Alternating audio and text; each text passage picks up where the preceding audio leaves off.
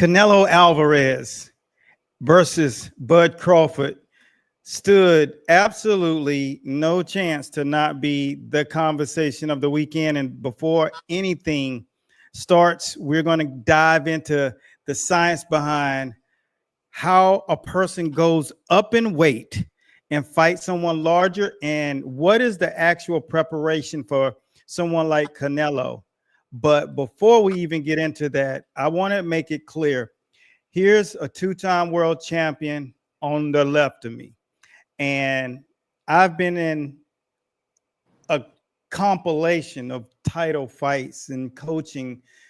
And what people don't know is what we're going to tell you, what these guys are actually going through. So I'm going to be very, very animated, but this is just a part of the fight game that we are able to give to it. So here's my man, Otis. What's up, brother? How's it going today? Hey, how you guys doing, man? Good to be on here. Talking about big boxing again, huh? Oh, yeah, it's going down, man. But the most important part of is I have a couple of things that if I was an outsider, at one point in time I was, and I didn't know what was actually going on. So one of the things that I want people to realize is that I'm going to explain to you what actually happens to you when you box. And I think this conversation is really important because this segment is sports science, right? And of course, I went and got someone who I understood the science of boxing. That's why I brought Otis on. Most athletes don't have the cognitive wherewithal to really understand the science, but Otis does. And so when I break this down, it feels comfortable. And when I listen back to what we talk about, it really should be noveled up into the conversations for athletes who are coming up, trainers who are actually working with the athletes. So what I wanted to experience and it break down to people is what actually happens to you when you box. So when you go into the gym, whether you go in there for the first time or if it's your 50th time or 5,000th time, there's always this trigger that happens to you. And what happens is when you start punching the bag and you start moving your feet and you start analyzing the distance and you start striking with certain amounts of power and trying to move around the bag, all of these things are happening at one time. But what people don't really know, this is triggering the sympathetic nervous system. All of these signals are being sent from the brain. See, boxing is the most complicated sport that there is to learn, just like English is the most complicated language to learn. And the reason why this is because we get so used to doing our daily activity. Canelo Alvarez, Bud Crawford, in a way, great fighters, Pacquiao. You see them moving dynamically, but you gotta think about what is it that's steering them. And the minute that your brain has to do all of those things all simultaneously, literally simultaneously, you think about that, where your brain can only think of one thing at a time. One thing, you can only execute one thing at a time at 100%. But there's simultaneously 30 different things. You're analyzing distance, you're analyzing power, you're assessing the ring, you're understanding where you're moving. You're striking with certain powers. You thinking about what punch to throw and what's coming back. All of those things at one time. So that takes the mind into what we call fight or flight. That's why sometimes you see your fighters, your favorite fighter, and they can't perform the way you expected them to. And so herein lies the puzzle. And what's going on? This is why there's what we call the science of boxing. And I'm going to get into what happens to get you into a place that you're not feeling like that. Because when you start striking the bag and you feel exhausted, that's not that you're out of shape. When you see your fighter like Ryan Garcia, when he was fighting Tank in the 7th round and he just wouldn't get up, that wasn't that he was knocked out. It was fight or flight. His sympathetic nervous system went into this thing that we call neuroplasticity, the brain's cry for normalcy. the most simplistic method of grabbing onto something, because the brain hates chaos. And when there's chaos, then the brain goes into fight or flight. And so that's what we're going to explain when it is applied to boxing. So you're not out of shape. Your nervous system is fried. That's why you get exhausted. And that's why you can't figure out, why can't I punch for 3 minutes when I'm on the heavy bag? So lo and behold, once you start understanding the nervous system, which we will make sure we break down, and Untold Science is a series that I started for that reason only, just to give you the behind the scenes of why they call this thing the sweet science. So Otis, when it's all said and done, what we're going to do is dive directly into this fight. And from the press conference,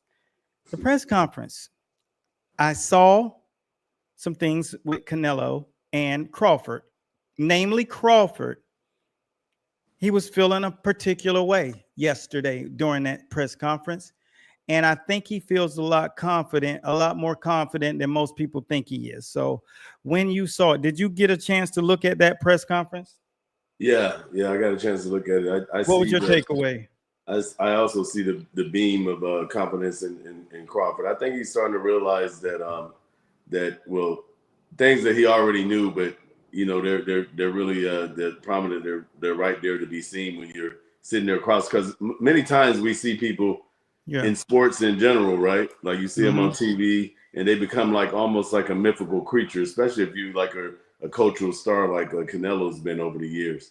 And to be around him that many times and actually walk up on him and be like, you know what, man, this dude is really small. So I'm not even the small guy in this. Like this dude, like, he's not as big as me. He's not as athletic as me. I've been watching the way he moves. I'm watching the shoes that he's wearing to make himself taller.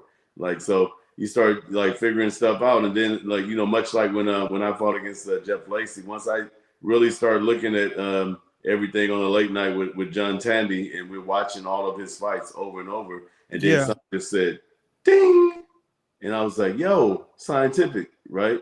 90-something% of his, I think we broke it down to like 92% of his knockouts occur when the other guy's against the rope.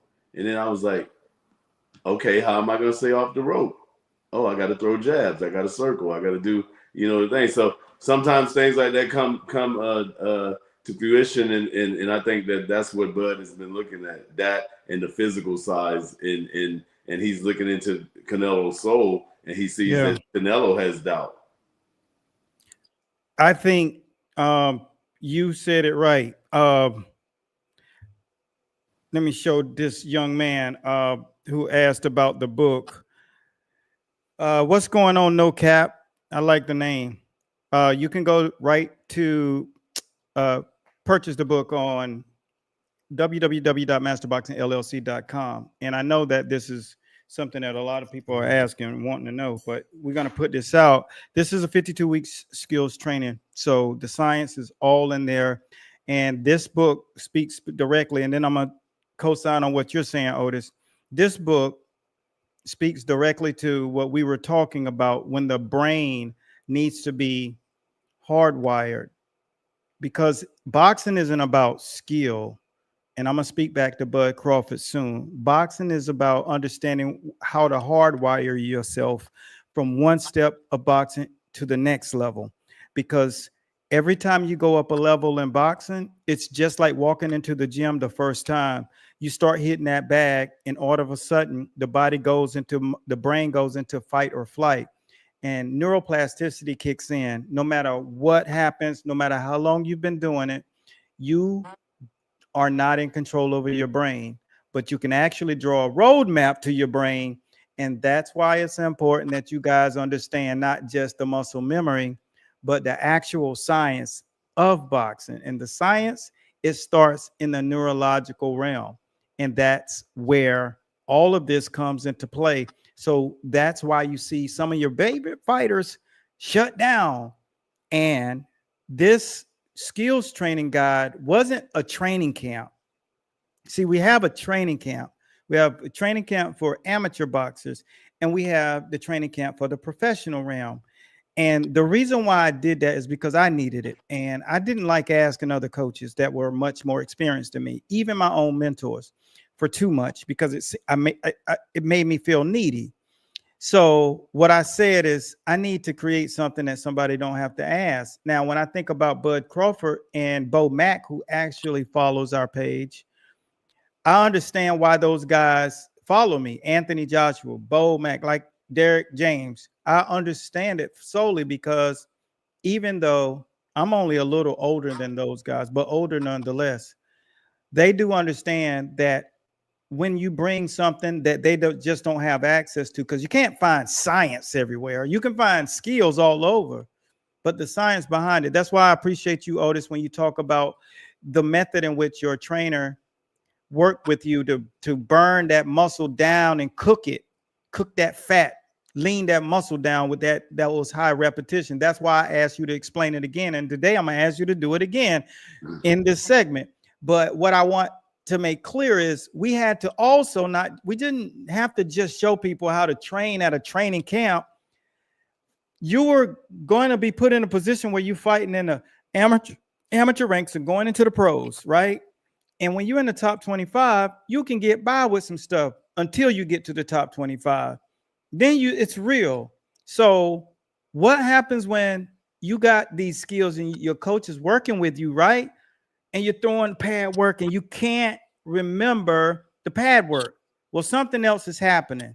Then you get it down and then it's fight night and you get in the ring and he calls for it again and you can't give him a 2-3 or a 2-7. Why? Because you're at a different level and it's not hardwired. So this guide right here is the guide that hardwires skill into your body. Period. Because that's what my younger version of self needed. Because sometimes I even thought when you got it in the gym that you got it. But Otis, I'm sure when you fought, there are things that you wanted to call upon that you couldn't call upon it, but you could see it. You needed to do it, but you couldn't call upon it. And that's neuroplasticity, the brain in shock.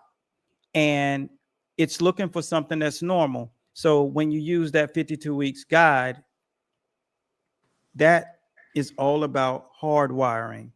You don't even need me. You just follow that and that thing will set all of that stuff into your program.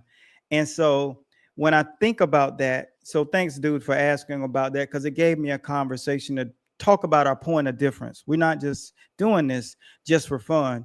I know what I needed, and I know what I didn't want to say to a guy like a Ray Mercer. You helping this guy train. Those guys are heavyweights. They make one mistake in the ring, somebody dies. 13 fighters die a year in boxing. It's not because the trainers don't understand how to teach skills and develop muscle memory. What they don't understand how to do is develop neuromuscular memory, which is the hardwiring to that fighter and his ability inside of the boxing ring as he's changing levels. That's what's missing in boxing. And so when I see a fighter like Crawford going up in weight, building the confidence and all of those things, because you don't understand when you're walking into that new gym to hit that new bag that you're now at a different level. You don't know what's going to happen because you can't possibly feel it right now. I never encourage fighters to jump weight classes, jump them and I don't co-sign on it. I never think it's a good idea because there's a reason why 13 fighters die a year. That's the average. That's really happening. And it's because of what they lack. So my job is to get out here and get experts like you, Otis, and someone who's been inside of the ring for as many years as you did it, and how you did it was the most unique thing. And so getting the information from you and letting them hear you is a big thing. That's why I got this platform. So when you think about the Crawford, now what we're going to do is wrap this thing back around to the fight. When you think about Crawford and you think about Canelo and you talk about size, and then we're going to follow an agenda now. What do you see and what do you feel like Crawford would benefit from in camp? Start there. Well, the first thing that Crawford would benefit from in camp is diet and somewhat exercise, but meaning that with the heavy structure of putting on muscle, right? Because you need, as you always say, the macros, you need the calories and everything to put on muscle. A lot of people, they don't even know how many calories they eat a day. Most athletes will eat like somewhere between 1,500, 2,000 calories a day, right? But you're burning off so much, and then you have to also map out how much you're burning off, and then measure that according to what weight class you should be in. In this case with Crawford, he's not going down like most fighters would be before a fight. You need to, now he's going to have to eat more calories and maintain more and do different kind of training so he holds on to the calories. And that had to start a long time out. Now, when this fight takes place is also is going to be a big deal because a lot of people, they have to rush into things. Then you don't get acclimated to the weight class. One thing about Canelo is he may be a naturally smaller guy, and he may have come from, you know, even a smaller weight class back in the day, just as Crawford did, like in the 40s. But he's been acclimated. He's been fighting at this, you know, somewhere between 160 and 175 for a number of years now. So his body is used to maintaining this weight, and he's not burning it off. His metabolism has slowed down. He's able to hang on to all those amino acids that are the building blocks and come into the fight solid. So that's the biggest struggle that I think the biggest I shouldn't say struggle, the biggest black pink elephant in the room. Yeah. You know, the thing that is gonna tell who wins the fight is gonna be about nutrition, how they got there, and Canelo has the advantage in that right now because he's been there before. If Bud can overcome it, he's got a lot of good people around his camp. People say like, why does he have Roy Jones around? You know, because they're thinking about the end of Roy's career. But when you look at Roy in his prime, what did he do? He went from 160 pounds all the way to heavyweight, and he did it the right way. He was dominant at each level the right way and put the right weight on. Another person that did it was Sugar Ray Leonard. You got it. There's a science behind doing this when you come up. And if you're going to look at any two people, I would say that those would be two of them that I would look at and come up. So, and I love what you said because you made a lot of sense, and I'm going to add to it, and it's going to be a different angle. I'm going to answer this question, and then I'm going to co-sign on what you said. The young man asked here, how do you stop the nervous system from being fried? And this right here, man, see, this is my job too. I have to make sure that these guys really have the right information. This is that guide. This is that 52 weeks. So what is in here is a system of beating neuroplasticity. All right. The sympathetic nervous system only kicks in whenever it's in a place where it does not understand what to do and too many demands are being called upon and it can't react to it. And therefore, that's when it happens. It could be going in, like I said, going into a new class. You ever tried a step class? Like neuroplasticity kicks in. Like you are like, what are they doing? That's why it's not good to always keep adding new programs to you. So when I see those fighters go from gym to gym to gym to gym, trying to hardwire stuff into their brains, and just because they're actually getting it and getting used to it, but they're not hardwiring it into their neuromuscular, this makes you do it every ounce of how many times it's going to be required. This is a system of hardwiring. This isn't just skills, even though it's all skills. You got to understand hardwiring is a real thing. That's why your favorite fighter loses the fight that you're wondering, I thought he could win that fight. Now, when we talk about the fighters that you talked about going up in weight, Michael Spinks as well, it has zero to do with what they knew. There is one commonality to all of this, and that commonality has a name, and that name is Mackie Shieldstone. Do you guys understand what I'm saying now? You get it? All of those guys had Mackie Shieldstone because he understands the science of the human body, not just the anatomy of the human body. See, I brought science into boxing. That's my contribution. That's why I had the opportunity, or I had a choice. I either could write and let other people learn, or I could keep it all to myself and look just like I'm super smart. But I chose to give it to other people. And I chose to say that's what I'm dedicating. And that's why there are over 300 coaches right now that have won in the boxing game titles, from amateurs through the pros. I mean, I could have just done it myself. How many titles could I be responsible for by myself? So it makes no sense. You got to give what you know.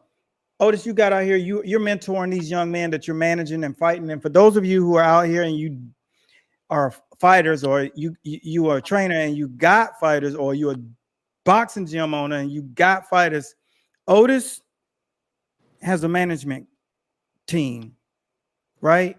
Yeah. When you want someone that understands you and knows the game and has been in the game and is with the same people that brought him through, and now is with those guys as partners, you know, you want people who have experiences.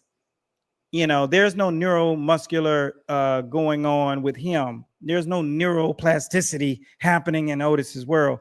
Everything that he's doing every single day the exact same way. The brain is hardwired to do this. So therefore, when you want to understand how to get the right people around you, get people with experience.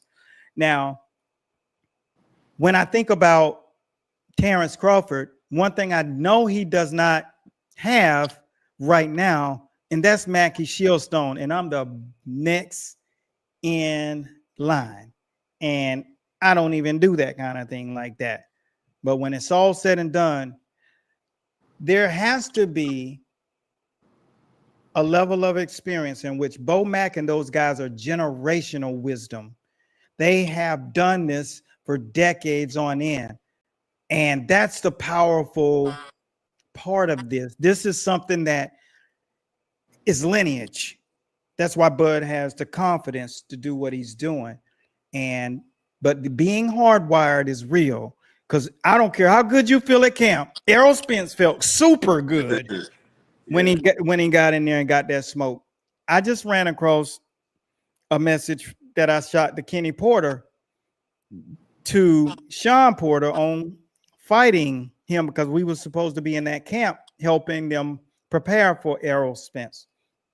And I just ran across that message and I told him exactly what we were going to work on. See, coaches are not used to that.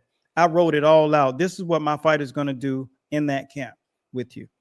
And we're going to bring everything that somebody like Errol Spence would have brought. So when it's all said and done, man, I love that boxing. There's a reason why I got over 40,000 fights on tape. And I can't even begin to tell you, writing 30 books is just the beginning. I don't even know what data I'm not tracking, but when you talk about that boxing,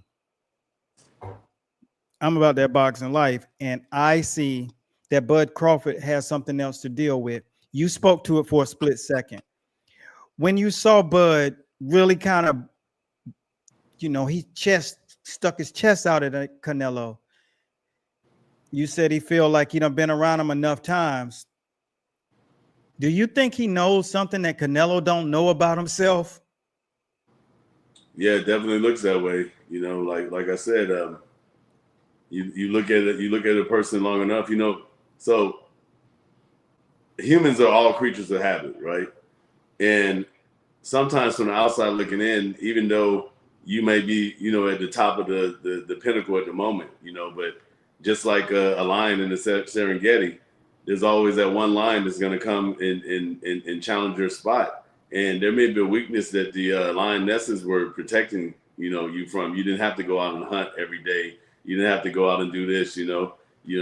And a lot of times when fighters were on the top for a long time, they, you know, like the old fighters used to say, even in Rocky 3, one of my favorite clips is when when Mick was telling him that, you know what I'm saying, here, carry this spit bucket. You know, he was like, that's right. Because I liked you better when you was carrying spit around here. You used to be a killing machine.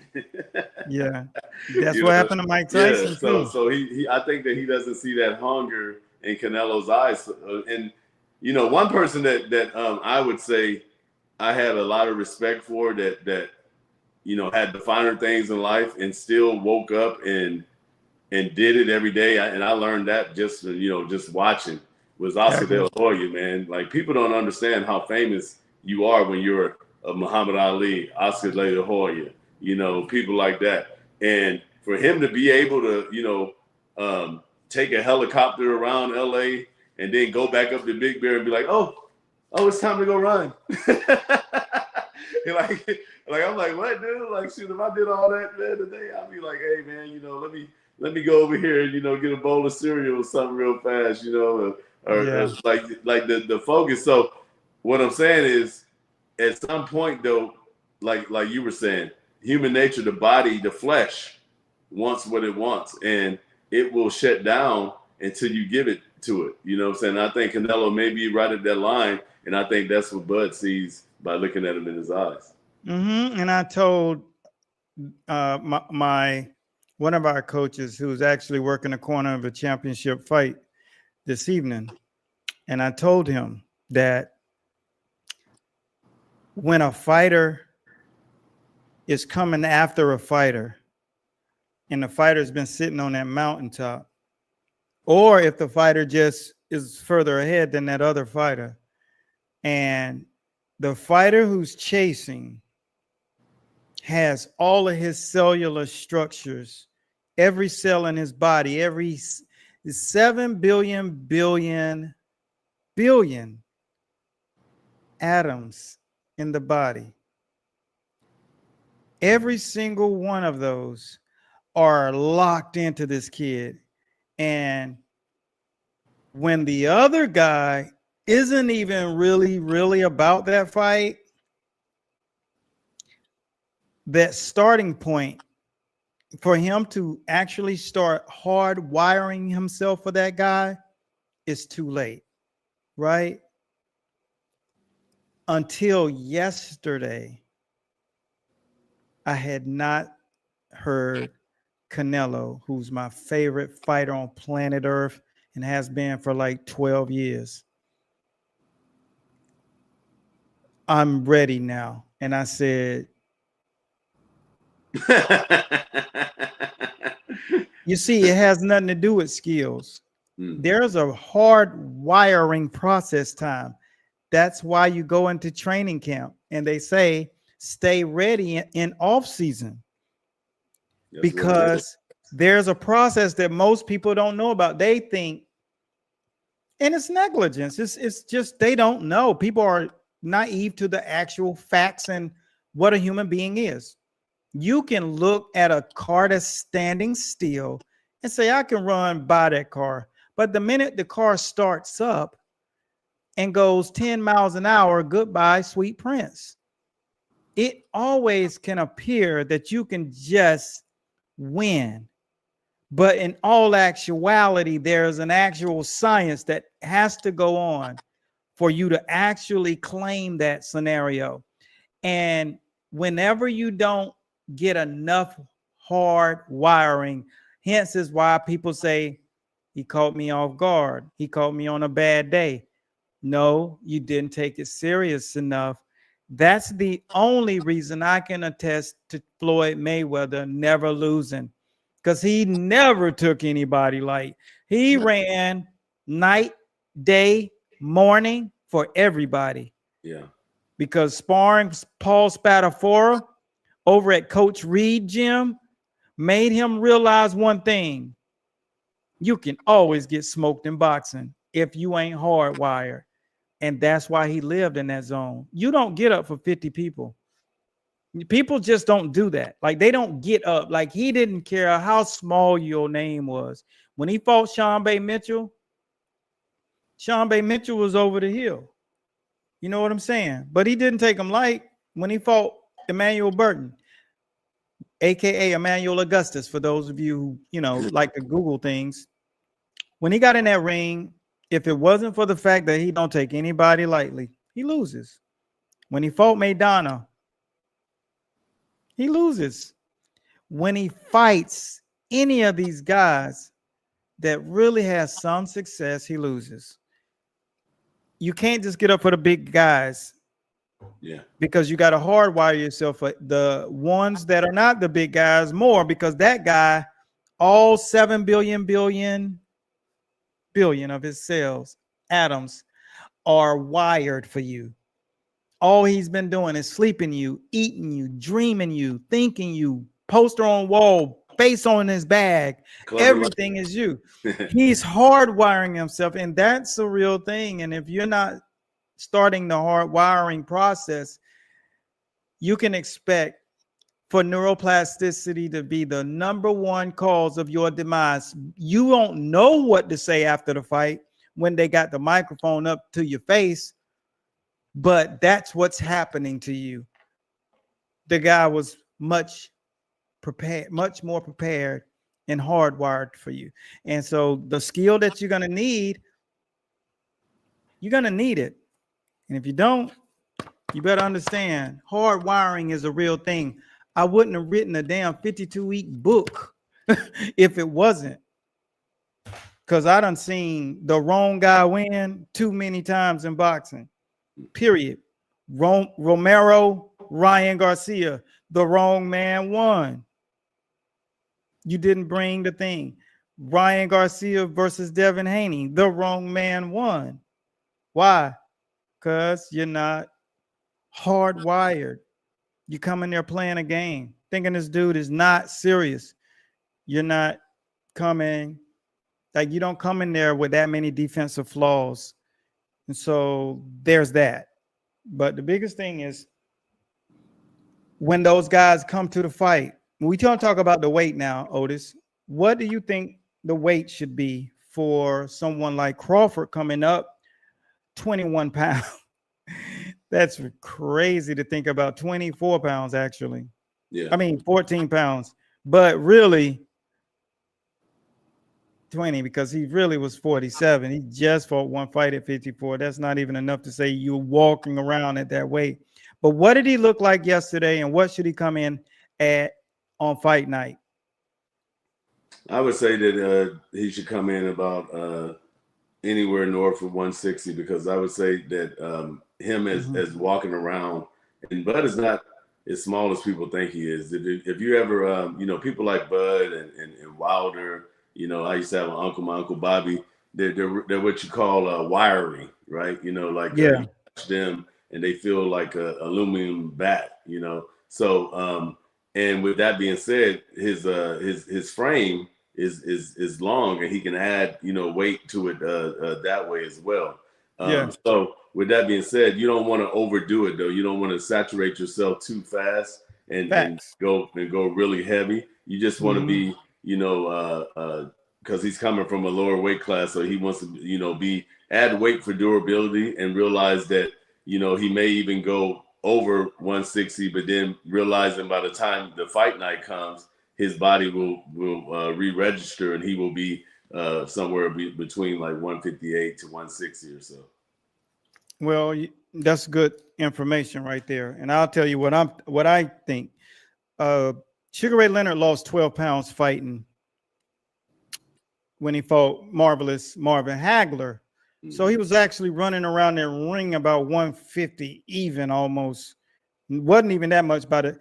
He lost 12 pounds in the fight. To let you know what happens to the nervous system, the impact of the nervous system on the body. People really don't understand why that actually matters so much, that you understand what's really in charge of you. It's not your muscles. It's not your skeleton. And so if he was he fought that whole fight under 155. Marvin Hagler lived at that weight. He was born 160 pounds. So when they fought, he was really fighting the guy. But the reason that Sugar Ray Leonard had the wherewithal to beat Hagler is because he'd been in the ring with Hearns, who's 6'1". So it was a bigger frame. right? And so it wasn't even awkward for him because of the fact that he fought someone twice that literally is bigger than him, and he knew how to handle them. So he was actually taller than Hagler, so it wasn't too much of a push. You know what I'm saying? Because he was 5'10", Hagler's 5'9". Hagler really screwed up coming out conventional when he should have came out southpaw because he lost those first 3 rounds trying trickery. But when I look at Bud, my thing is don't try to fight fire with fire. The hardest punch is the one you don't see. So the quicker that you are, the better off you are. You know, Canelo don't do a lot of leaning on you anyway. So there's not a lot of caginess in that way. But he is cagey with his punches, meaning he's putting it one place, throwing it away, but throwing it somewhere else. Those are different tricks you got to be conscious of. Errol Spence, I mean, not Errol Spence, but Bud Crawford has never fought a fighter like a Eric Torrible Morales, like a Canelo Alvarez, a person that's a master at throwing punches away. They cagey with it. They don't get on top of you physically, banging on the inside. Canelo beats you at range and in mid-range, right? Uppercuts, hooks, liver shots, putting them all together in a spill. If Crawford comes in on fight night at 163 and fights that fight, he's that easily now, easy. He's probably 168, 172, 170. He might be 175. He looked big, but that's fluid because you can't settle that weight. Because when you are a weight, it doesn't matter if you flush your body, sweat it out. You are like Canelo can cut his legs off and he's still 168. That's a real 168. He's been there. His density, he's totally compacted. It's matter, not just mass. What Crawford has is mass. So the less mass he has on his body, the better. Because if those muscles are big, puffy, Canelo's going to ding them up with those turnover shots, those Mexican punches with those knuckles, and he's going to split the muscle fiber. So there are things that you got to be aware of when you think about when he fought Charlo. That's what he did. He punched him in those arms. Those punches won't nothing anymore. He did it against Callum. He punched him in them shoulders. The shoulders are no good anymore. He actually tore the muscle. See, the thing about it is understanding more than the skill. It's understanding the anatomy of a human being. Period. Point blank. That's what Archie Moore knew more than anybody. That's why he wrapped his own hands. And that's the exact same way while I'm in his down line and he's my up line. And it's because science is science. You either see it that way or you don't. There's brute strength and then there's common knowledge. And most fighters fight with brute strength. And they adopt some common knowledge. But there's common knowledge and then there's science. And that's why they call it the sweet science, because people won't come here and live there and really figure out what's actually happening. And that's why I'm explaining to people what's actually happened. When you talk about burning and cooking that fat, you're telling them what's actually happening. That's science. And that's what this is all about. Sport science, the untold science. So when I see 62, 63, he'll be that the entire night because he's really big enough to be that way. He won't lose that weight. He won't cook that fat. His fat won't be there. He'll just be strong. He'll be everything he hit him with account because he can hit quick. And if you hit them enough times with those combinations quick in those spots and understand science, touching different particular touch points, then that's how you win fights like that. When you're going up, you don't fight his fight. You don't even fight anywhere around what he think you're going to fight like. And I think Crawford does understand. The more I touch him, the more he's going to realize I don't have to hit him hard. I'm a professional puncher. I get paid to hit people. I naturally can hit. I'm just going to hit you so many times that it's going to overwhelm you. And what's going to kick in? Sympathetic nervous system. And it's fight or flight. And you start making mistakes. Period. It's real, man. The pressure will be on. Over 100 million people will be tuned into that fight. Like Max Kellerman said, it's going to be the most tuned in fight since Ali versus Spinks in 1978. 90 million people watched it on ABC. Man. There's not been a fight that's been viewed that way. Not Manny Pacquiao and Floyd, only 4.x million saw that. Period. Like, it's not even close to that because everybody has paid for it. So that's my take. Coming at be 63, 64, no more. Be who you are, because that's still 10 pounds bigger than he was before. That's plenty to win. Because it ain't like Canelo came down from heavyweight. You know what I'm saying? Like, yeah, it's real. So that's my take on that. Yeah, I agree. I agree exactly. You don't want to, you know, what do you call it? Sandbag yourself to the point where you're walking around and you're trying to carry extra weight that you aren't used to carrying, because that's going to fatigue you. That's going to kill your legs. That's going to make you slow, and it wouldn't be beneficial. But we're on the same point with that. You come in at a weight that you can function at, and that you can be durable at, and get things done. And I think, you know, Bivol has given the perfect strategy that you were just talking about, of how to you know, take what Canelo's giving you, but not be there and try to be in a war of attrition with him, because he does know the vital points. Canelo is a very accurate puncher when it comes to breaking people down. Oh yeah, absolutely. And one guy, my man, I can't say, you know, it looks like Jake Frying said, you can't measure adaptability, and Crawford has the ability to frustrate Canelo. He has a tendency of taunting or frustrating his opponents. Yeah, that's definitely yeah, but Canelo is definitely, y'all don't understand, like, Canelo is different. He don't mind surrendering 4 rounds to a lighter guy who's going to be moving. Yeah. He did it to Amir Khan. Yeah. The thing about it is, getting punched is getting punched. Yeah. And you don't know what an 8th round is against a guy that's 20 pounds naturally heavier than you for the past 5, 6, 7 years. Canelo's been up there. Like, you don't understand the difference when you're getting hit by a guy who walks around, his bones have settled. He's been at that weight for a very long time now. He really is that weight. It does not behoove me to think that when he gets in there and it's the 8th round, 9th round, it's different. Charlo learned it very early. Yeah. I know that Canelo knows that pedigree-wise, Crawford is better. Let's just be straight. So he knows he's going to deal with a different puzzle. He's not crazy, but he also is thinking, I didn't take this dude serious enough. I didn't think he was going to come at me like this. Like, he played him yesterday. And I know Canelo's like, this dude really real. He really believe he going. So it's starting to settle in. A little too late for me, because I'd be telling him, in my opinion, right now, as a coach, I'd be teaching him that you never see the loss coming. You never see the loss coming. So let me answer this question. Let me see. Keith Osley said, love you, Neff. So is that your uncle? Mine? Yeah. What was his name? Keith Osley? Yeah. No.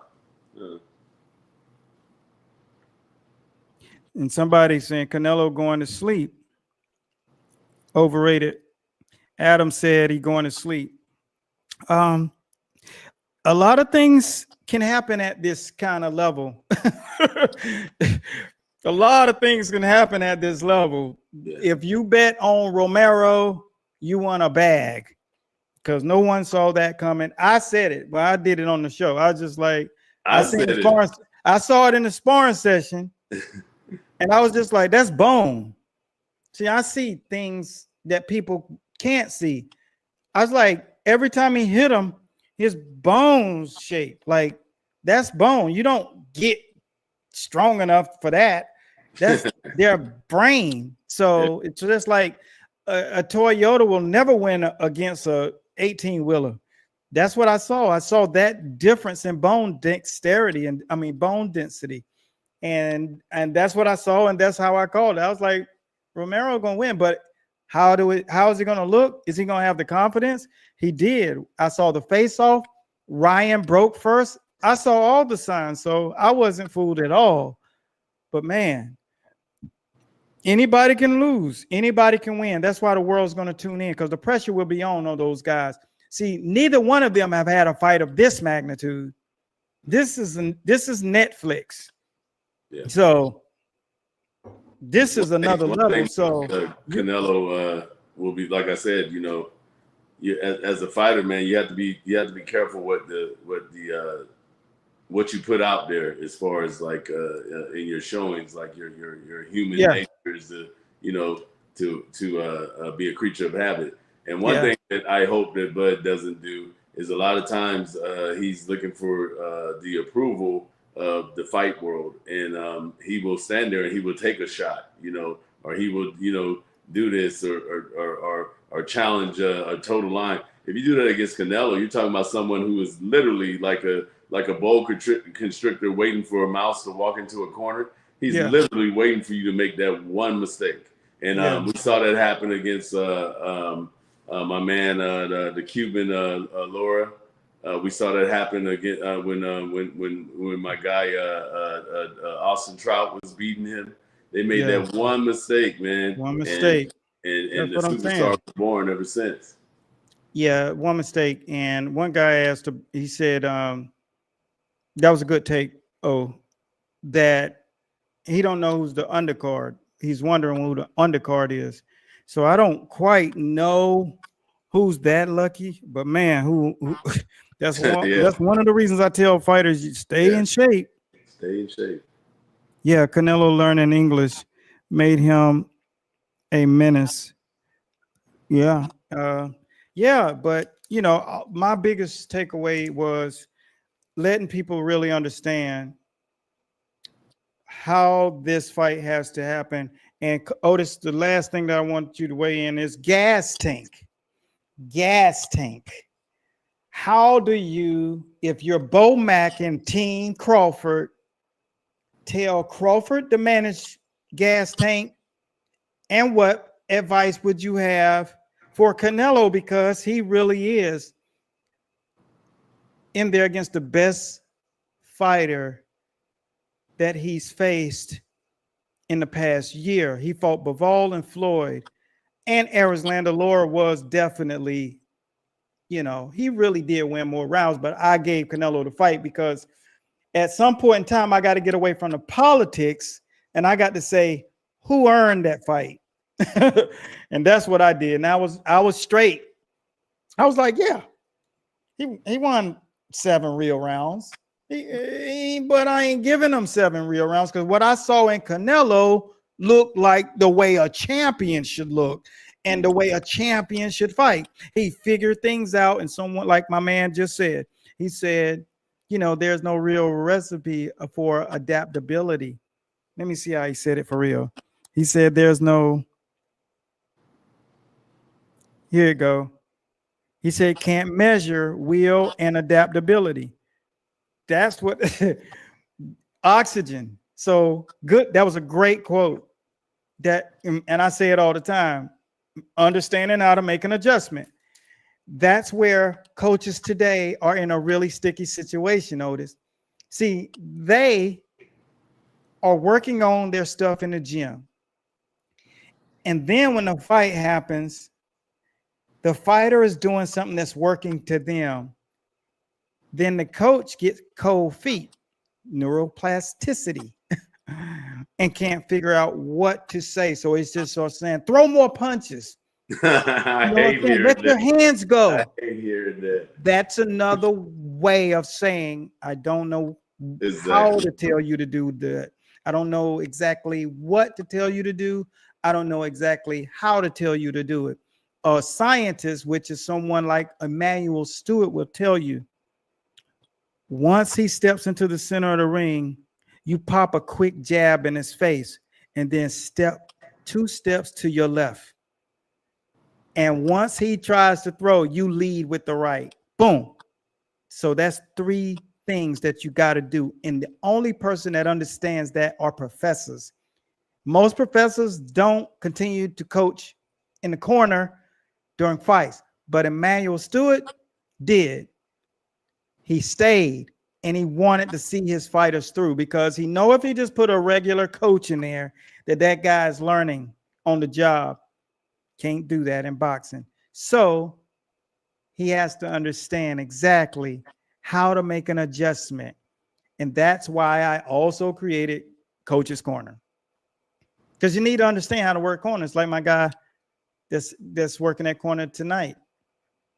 You know, he didn't sign up for the Coach's Corner. So I can tell you what to do, but you need that breathed into you before the fight is about to happen, and that you got the playbook, and we got a playbook that you follow. If this is happening, do this, because you got to slow the game down, and adaptability is a real thing. And when you've said it enough times in your head, you've read it enough times out of the thing, out of our pamphlet, and you've heard me say it enough, and I've made you do it enough and taking you through practicals, that's when it happens in a fight and you're doing it, you've done it enough times. And there's nobody teaching coaches. There are schools for doctors. There are schools for people who fly planes, aviation school. There are schools for every top profession that there is, except boxing. There's no school. How does a coach know what to do? Who do they go to? No, nobody. Hopefully somebody's telling you, or you saw it in another fight. That's not enough. So that's why we did the school, because I know what that feels like. I didn't get to fight. Wrestling and football is what I did. We didn't even have a boxing gym within 50 miles or further. I don't even know how far Greensboro, an hour and a half away, was the closest boxing. So I had to learn and learn and learn and learn and learn.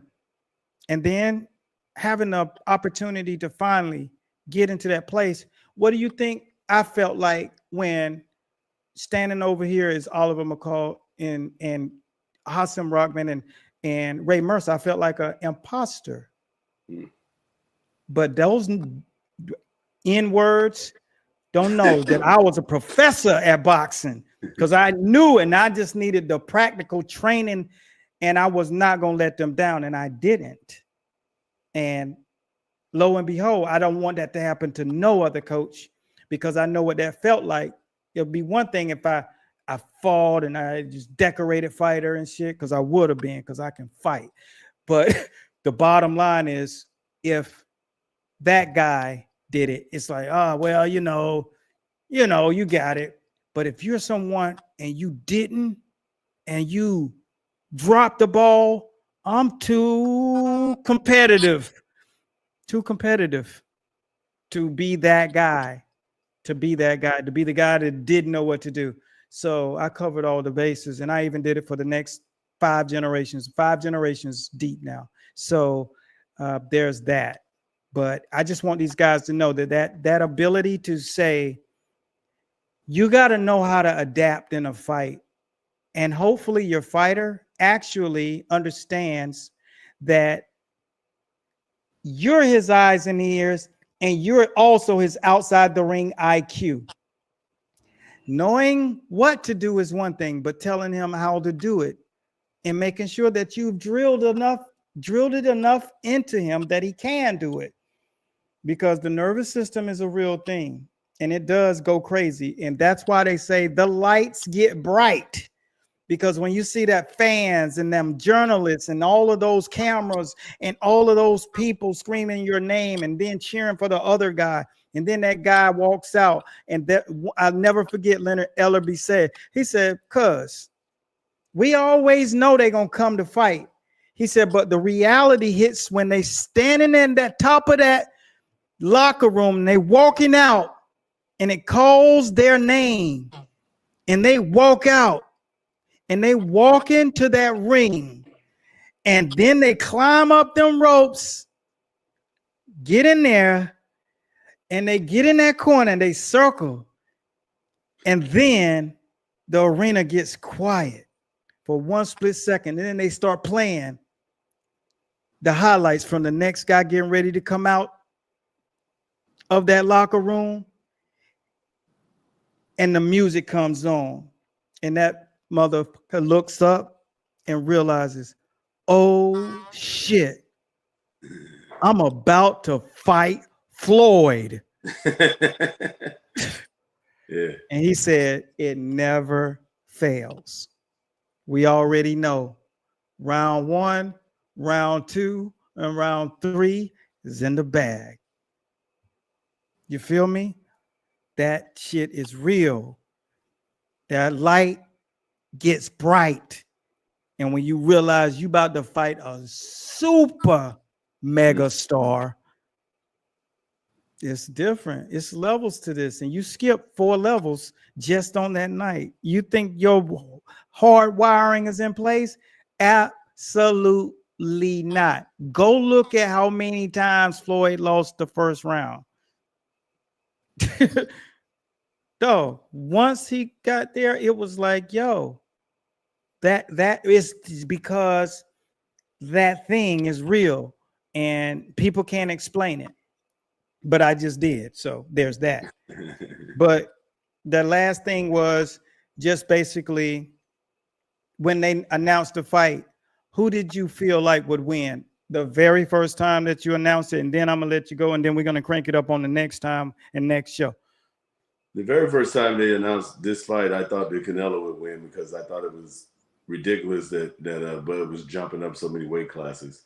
But then after I seen who he has in his corners, the people that he's got as advisors, and I'm seeing him put the weight on correctly, and he's doing a lot of things correctly. And I started thinking like, you know what, man, he could do this for the simple fact that he's hungry to be a part of history. He has the skill set because he can, he's a switch hitter that fights equally from both sides and things like that. And he has the corner. You got to also have a great corner. And Bo Mack is about as good as it gets as a chief second in that situation. So if he has to go to the scientific part, which we've been talking about all show, and he has to have the right nutrition. He has to have the right diet and everything, because if he gets in there and he even has their own fight plan, right? Because if he gets in there and he doesn't have that eye candy, meaning that he's throwing feints and he's stepping around and calming everything down for those first 3 to 4 rounds, but still winning and everything, or using the fact that he's a southpaw, maybe studying Parnell Whitaker and always knowing that if you're southpaw and you're working that lead hand and you got it on top of the shorter fighter, and now you just keep turning that little quick turn that Purnell used to do off of that front foot, that quick turn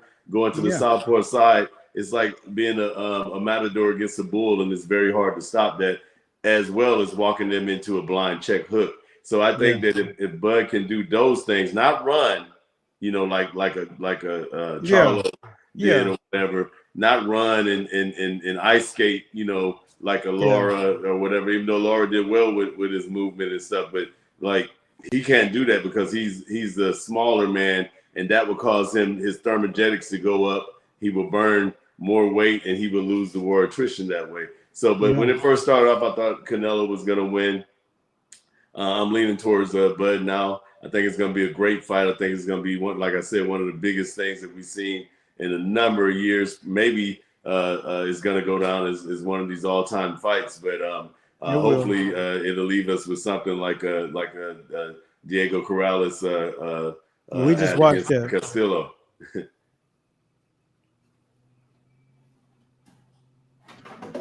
We just watched that. Oh yeah.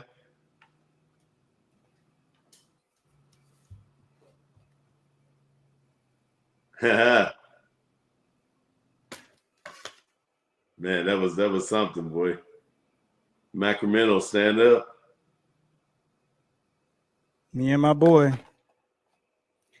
When I saw that, I just played it for my son and talked and explained, thanks for that tape. I just talked to him and told him about, what you have to have. I wrote the book of the punches that they threw, that Diego Corrales threw, because I knew it was the most celebrated and the most decorated output in boxing super fight history. It passed Muhammad Ali and Joe Frazier, and they only fought 10 rounds, and it wasn't even a whole 10 rounds. That's how tremendous that was. I got the entire book on a power punch combination book that I created. I don't typically sell it. I think I've sold it. It was inside of my 6-week training camp. If you really want to understand how to throw powerful combinations, you have to hardwire your body to throw combinations. You got to understand how to develop that flow. Like Sugar Ray Leonard, go watch Sugar Ray Leonard throw punches. There's a mechanical technique that they use to throw punches, but you have to really, really rehearse. Fighters today, I've seen nobody that knows how to throw combinations. It's pathetic, like, because everybody's doing it and out. Like, it ain't none of body. Go watch Sugar Ray Robinson. He hit you with 11 piece. You know what I'm saying? It's like, what's the deal? Like, a fight is a fight. Fighting ain't changed. You know what I'm saying? You just got more and more nervous. And so that has taken a lot away from the excitement levels of the game. Terry Norris, those guys, that was the last of those breeds. Those guys who kind of will throw a combination on you and that's one of the main reasons that Eubanks versus Ben was so tremendous, because it was a throwback fight. Everything in six punch combinations or more. Like, everything, they just letting hands go, and that's beautiful boxing, because you can be defensively responsible and still throw a lot of punches. So when I look at the fight, the first thing I thought is Canelo's going to win no matter what I think in 6 months, and I still think Canelo's going to win no matter what I think in 6 months, because the bottom line is everything that you thought immediately, that doesn't change. Human beings don't just turn into robots, right? Because they talk better. They bring a different swag. Go back. Every fight that you call right the first time you heard the fight, and then you change your decision, and then what you thought first was right. Just count how many times you did that. And this is the exact same thing. It's too many hills to climb. Eddie Hearns promotes fights. He chose Conor Benn. I said he can't do more than put on a spectacular show. It's too much of a mountain to climb. Yeah. There will be championship rounds that you have never been in, weighing what you're going to be weighing against a guy who weighs that. Naturally, he won't be in fight or flight mode. That's what will be in his normal day. He'll do the 9th through the 12th and go eat a sandwich. You'll be in there like, this is crazy. These new feelings that you're going through, that's going to count. So if it's a 113, 115, 114, 116, 115, 111, and it's a split, no matter what it is, it's just too many different hills to overcome to win.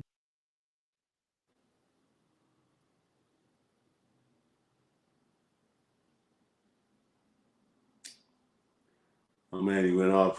But what we're talking about is simply strategies, and he's right. When that's why they have weight classes. When you come up 4 weight classes, it's almost unheard of. But even to come up 1 weight class, 2 weight classes, there's a reason that they have weight classes. Like pounds of ounces matter. When you get hit by somebody that is naturally at another weight, you feel it. It takes something out of you. It's like a syringe that pulls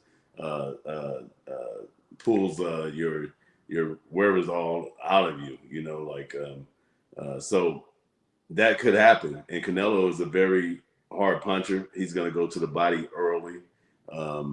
He's going to, definitely make Bud have to adjust. But that's what happens in great fights like this. You have to adjust, and the people that adapt. We've been talking about adaptability the whole day, but adaptability is always the greatest thing in life, no matter if you're talking about life itself or just any animal within the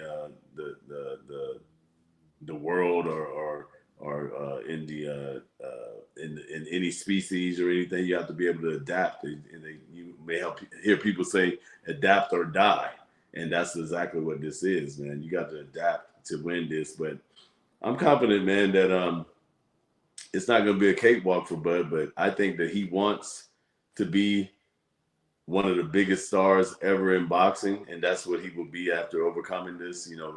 We talk about Floyd Mayweather, who was a great fighter of our era. We talk about what Roy did when Roy was on top, but this goes right up there. We talk about Oscar De La Hoya. We talk about Bernard Hopkins. Like, he's gonna be mentioned in that sentence if he pulls this off, and Canelo is already going to be mentioned in all of the history of Mexican boxing, as well as being a cultural icon star for the rest of the time.